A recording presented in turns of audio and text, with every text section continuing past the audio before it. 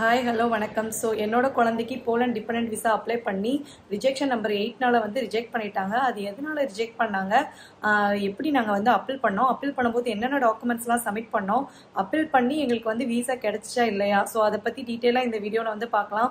So மறக்காமல் நம்ம channel வந்து சப்ஸ்கிரைப் பண்ணுங்கள், அப்போ தான் எனக்கும் மோட்டிவேஷனாக இருக்கும். ஸோ இந்த மாதிரி டாக்குமெண்ட் ரிலேட்டடாக அடுத்தடுத்து நிறைய வீடியோஸ் போடலான் இருக்கேன். சரி, ஓகே, இந்த வீடியோவில் எதனால ரிஜெக்ட் ஆச்சுன்னு சொல்லி பார்க்கலாம். வந்து நானே தான் வந்து அந்த எல்லாமே வந்து செக்லிஸ்ட்ல இருக்க மாதிரி ரெடி பண்ணி அப்பாயின்மெண்ட் புக் பண்ணி நானே தான் ஏஜென்சி எந்த உதவியும் இல்லாமல் நானே தான் வந்து சப்மிட் பண்ணேன். ஸோ அதனால எனக்கு வந்து இது ஃபர்ஸ்ட் டைம் வந்து அப்ளை பண்ணனால எனக்குமே ஒரு ஐடியா இல்லை ரிஜெக்ஷன் நம்பர் 8 வந்து எதுக்காக பண்ணுறாங்கன்னு சொல்லிட்டு. ஸோ எனக்கு தெரிஞ்ச ஃப்ரெண்ட் சர்க்கிளில் வந்து செக் பண்ணி பார்த்தப்போ அவங்களுக்குமே ஒரு ஐடியா இல்லை. அதுக்கப்புறம் என்ன பண்ணேன்னா டேரெக்டாக எம்பசிக்கே வந்து மெயில் போட்டேன். இந்த மாதிரி எல்லா டாக்குமெண்ட்டும் ப்ராப்பராக தான் வச்சோம், அப்படி இருந்து ஏன் ரிஜெக்ட் ஆச்சுன்னு சொல்லிட்டு எம்பசிக்கு வந்து டீட்டெயிலாக ஒரு மெயில் போட்டேன். அவங்க வந்து ரிப்ளை பண்ணாங்க, என்னன்னா இந்த ரீசன்னால தான் ரிஜெக்ட் ஆயிருக்குன்னு சொல்லிட்டு ஒரு டாக்குமெண்ட்ஸ் வந்து மென்ஷன் பண்ணியிருந்தாங்க. ஸோ அதுக்கு முன்னாடி நான் வந்து விஎஃப்எஸ்ல டாக்குமெண்ட் சப்மிட் பண்ணும்போதே ஒரு 2 டாக்குமெண்ட் வந்து எனக்கு வந்து டவுட்ன்ற மாதிரி அவங்க வந்து சப்மிட் பண்ணும்போதே சொன்னாங்க. அது என்னன்னா, ஒன்று வந்து இன்சூரன்ஸ், ஹெல்த் இன்சூரன்ஸ், இன்னொன்று வந்து என்ஓசி. ஸோ ஹெல்த் இன்சூரன்ஸ் வந்து அவங்க சொன்னனால மறுபடியும் நான் வந்து ஒரு இன்சூரன்ஸ் வந்து அப்போவே வந்து எடுத்தேன் ஒரு 14,000க்கு. ஆனால் என்ஓசி வந்து பார்த்தீங்கன்னா, என்ஓசி வந்து நான் ஹேண்ட் ரிட்டனில் வந்து கொடுத்துருந்தேன். அது வந்து டவுட்ன்ற மாதிரி தான் சொன்னாங்க. அது ஏன்னா அட்டஸ்டேஷன், ஏன்னா என்ஓசி வந்து நம்ம ப்ராப்பராக வந்து சப்மிட் பண்ணோம். ஸோ நான் எம்பசிக்கு மெயில் போட்டேன்ல, அவங்களும் இதே ரீசன் தான் சொன்னாங்க, என்ஓசி லேக் ஆஃப் என்ஓசினால தான் வந்து ரிஜெக்ட் பண்ணியிருக்கோம் அப்படின்ற மாதிரி சொன்னாங்க. ஸோ என்னன்னு பார்த்தீங்கன்னா, நாங்கள் என்ஓசி சப்மிட் பண்ணோம். அதில் என்ன தப்பு பண்ணோம்னா, என்ஓசி வந்து நம்ம வந்து அதுக்குன்னு ஒரு ஃபார்மேட் இருக்குது, அந்த ஃபார்மேட்டில் ரெடி பண்ணி இப்போ வந்து என்னோட கேஸில் வந்து நான் எனக்கு குழந்தைக்கு அப்ளை பண்ணேன்னா நான் தான் வந்து கூட்டிகிட்டு போகிற மாதிரி இருந்தது. ஸோ என்னோட ஹஸ்பண்ட் வந்து அங்கே போனல இருந்தாங்க, அவங்க வந்து என்ஓசி கொடுத்தாங்க, அதில் வந்து அட்டஸ்டேஷன் இல்லை. ஸோ அதனால தான் வந்து ரிஜெக்ட் பண்ணியிருந்தாங்க. ஸோ அதுக்கப்புறம் என்ன பண்ணாங்கன்னா, மறுபடியும் ஒரு என்ஓசி அவங்க ரெடி பண்ணி அங்கே அட்டஸ்டேஷன் வாங்கி அங்கேருந்து இமீடியட்டாக ஃபாஸ்ட் கொரியரில் அனுப்புனாங்க. கொரியரும் பார்த்தீங்கன்னா ஒரு 2 நாளில் வந்துருச்சு. ஸோ அதுக்கப்புறம் வந்து நாங்கள் அந்த என்ஓசியை வந்து சப்மிட் பண்ணோம்.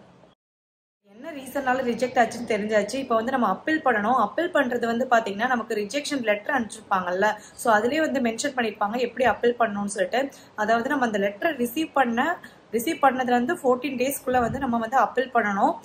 அந்த அப்பீல் பண்ணும்போது பார்த்தீங்கன்னா, அப்பீல் பண்ணுறதுக்கு வந்து மெயினாக வந்து நம்ம விஎஃப்எஸ்ல வந்து அப்பாயின்மெண்ட் புக் பண்ண தேவையில்லை. நம்ம எப்போ வேணாலும் போய் வந்து அந்த 14 டேஸ்க்குள்ளே வந்து நம்ம போயிட்டு டாக்குமெண்ட்ஸ் வந்து சப்மிட் பண்ணலாம். நமக்கு என்ன டாக்குமெண்ட் கிளியர்னு தெரிஞ்சுன்னா அந்த டாக்குமெண்ட் மட்டும் சப்மிட் பண்ணால் போகும். அது போக அடிஷ்னல் டாக்குமெண்ட்ஸ் கூட வந்து சப்மிட் பண்ணலாம். மெயினாக வந்து அந்த அப்பீல் லெட்டர், அதுக்குன்னு ஒரு ஃபார்மேட் இருக்குது, அதில் வந்து அந்த அப்பீல் லெட்டர் நான் வந்து எதனால அப்பீல் பண்ணுறேன் அப்படின்னு சொல்லிட்டு அதை டீட்டெயிலாக வந்து நம்ம எழுதி அந்த லெட்டரை வந்து சப்மிட் பண்ணணும். அதுக்கப்புறம் வந்து மெயினாக வந்து நம்ம விசா ஃபீ இருக்குல்ல, அது மறுபடியும் நம்ம ரிஜெக்ட் ஆனாலும் மறுபடியும் பே பண்ணுற மாதிரி இருக்கும், 14,000 சம்திங்.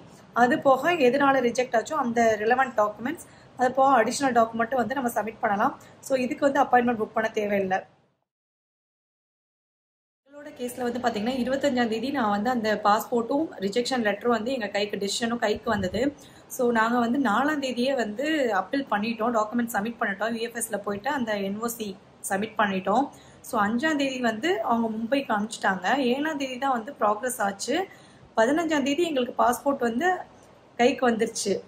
ஸோ இந்த தடவை கொரியர் வாங்கும்போது பயந்துக்கிட்டே வாங்கணும், எங்கே மறுபடியும் ரிஜெக்ட் பண்ணிட போகிறாங்களான்னு சொல்லிட்டு. பார்த்தா வந்து பாஸ்போர்ட் மட்டும் தான் வந்தது, ரிஜெக்ஷன் லெட்டர் வரல. அதுக்கப்புறம் ஓப்பன் பண்ணி பார்த்தப்போ ஸ்டாம்ப் பண்ணியிருந்தாங்க. ஏன்னா நாங்கள் 1 இயர் விசா, குழந்தைக்கு வந்து dependent visa 1 year visa apply பண்ணியிருந்தனால ஸ்டிக்கர் விசா அதுதான் வந்து கொடுத்தாங்க. ஸோ ப்ராப்பராக அதுதான் ரிஜெக்ட் ஆகிட்டா வந்து பயப்படாதீங்க. எதனால ரிஜெக்ட் ஆயிருக்குன்னு சொல்லிட்டு ஒரு தடவை அந்த செக்லிஸ்ட்ல இருக்க எல்லா டாக்குமெண்ட்டும் நீங்கள் ப்ராப்பராக வச்சுருக்கீங்களா, எந்த டாக்குமெண்ட்னால ரிஜெக்ட் ஆயிருக்குன்னு சொல்லிட்டு டபுள் செக் பண்ணி பாருங்கள். இல்லை முடிஞ்சால் எம்பசிக்கு கூட மெயில் பண்ணி பாருங்கள். ஸோ 14 டேஸ்க்குள்ளே வந்து 14 டேஸ் நமக்கு டைம் இருக்கும். அந்த 14 டேஸ்க்குள்ளே என்ன டாக்குமெண்ட் கண்டுபிடிச்சிட்டோன்னா நேரடியாக நம்ம அதான் நான் சொன்ன மாதிரி இந்த மாதிரி அப்பாயின்மெண்ட்டே புக் பண்ணாமல் நேரடியாக போயிட்டு நம்ம அந்த டாக்குமெண்ட்ஸ் மட்டும் சப்மிட் பண்ணி விசா ஃபீயும் மறுபடியும் பே பண்ணோன்னா கண்டிப்பாக வந்து கிடைக்கிறதுக்கு வாய்ப்பு இருக்குது. டிபெண்டன்ட் விசா குழந்தைக்கு அப்ளை பண்ணுறீங்கன்னா, இதுக்கு முன்னாடி ஒரு வீடியோ நான் போட்டேன், என்னென்ன டாக்குமெண்ட்ஸ் வந்து வைக்கணும், எப்படி அப்ளை பண்ணணும், ஸோ அதை பற்றி டீட்டெயிலாக பேசியிருப்பேன், அந்த வீடியோ பாருங்கள். ஸோ நான் பண்ண தப்பு நீங்களும் பண்ணி இந்த மாதிரி ரிஜெக்ட் ஆகிட்டு மறுபடியும் இந்த மாதிரிலாம் போகாதீங்க. ஸோ ப்ராப்பராக அந்த செக்லிஸ்ட்டில் இருக்க டாக்குமெண்ட்டை நம்ம வச்சாவே கண்டிப்பாக வந்து கிடைக்கும். இன்கேஸ் ரிஜெக்ட் ஆனாலும் எதனால் ரிஜெக்ட் ஆகுதுன்னு சொல்லிட்டு செக் பண்ணி அதுக்கான டாக்குமெண்ட்டை வந்து வச்சா கண்டிப்பாக வந்து கிடைக்கும். ஸோ இது மாதிரி போலண்ட் பற்றி அடுத்தடுத்து நிறைய வீடியோஸ் வந்து நம்ம பார்க்கலாம். உங்களுக்கு ஏதாவது போலண்ட் பற்றி தெரிஞ்சுக்கணும்னா கண்டிப்பாக வந்து கமெண்ட்டில் சொல்லுங்கள், அதை பற்றி வீடியோ வந்து போடலாம். ஸோ மறக்காமல் நம்ம சேனலை வந்து சப்ஸ்கிரைப் பண்ணுங்கள். ஓகே, இதே மாதிரி போலண்ட் பத்தி இன்னொரு வீடியோல வந்து சந்திக்கலாம். பாய் பாய்.